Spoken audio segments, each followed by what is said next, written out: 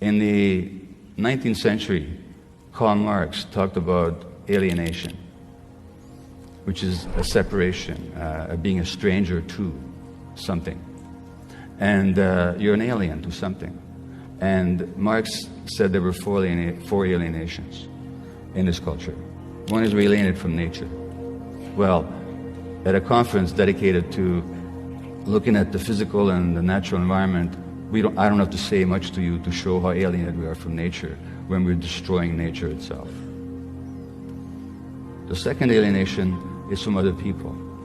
And that means we have less contact, we have less intimacy, we have less trust. We have less of a sense of relationship. And that, of course, as I've shown you, leads to increased propensity to illness, physical and mental. We're alienated from our work. A lot of people no longer do work that has any meaning to them. And that means that, and since human beings are productive creatures, we really are created in the image of God. We're meant to create. When we do work that's not creative, that doesn't reflect who we are, that imposes depression, anxiety, a sense of meaninglessness. And when we have a sense of meaninglessness, we'll want to substitute that sense of meaninglessness or that sense of meaning that we've lost by all kinds of other activities. And then we get all hung up on how we look, or how people feel about us, what we can obtain, what we can possess, what successes we can achieve. In other words, all the false substitutes which cannot possibly compensate us for the lack of genuine meaning. And of course, what this society does, it sells us a lot of products that substitute for that loss of meaning. In fact, much of the economy is based on a loss of meaning in our culture. Finally, and most importantly, we become alienated from ourselves. Well, let me ask you a question here, and I'm going to ask for a show of hands.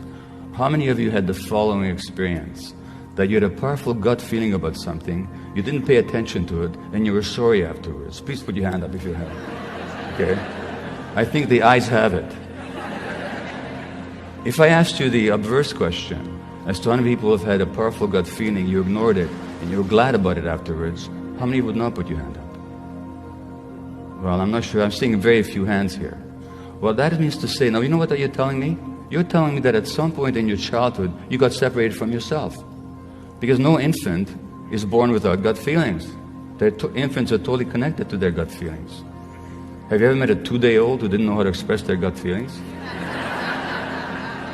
And that means that in this culture, something very powerful happens to alienate you from your true self, because the world couldn't stand who you really were. And your parents were too stressed themselves to honor and recognize who you really were. Just as a parent, I did that to my kids without meaning to. And then we become alien from ourselves. We shut down our gut feelings. And our gut feelings are not luxuries, you know. They tell us what is right and what is wrong. They tell us what is dangerous and what is friendly. They tell us what is safe and what is dangerous. And they tell us what is true and what is false. So when we're alienated from our gut feelings, we no longer have a sense of reality, no longer have a sense of truth. Well, the good news is that human beings can regain their sense of connection to themselves, just as we can regain our sense of connection to our nature. And empathy, which is a genuine human quality, is in us. We're actually wired for empathy. Even rats are wired for empathy. When you stress rats in the laboratory by shocking their feet with electricity, they're more stressed watching other rats being shocked than when they're shocked themselves. Their stress hormone levels are higher.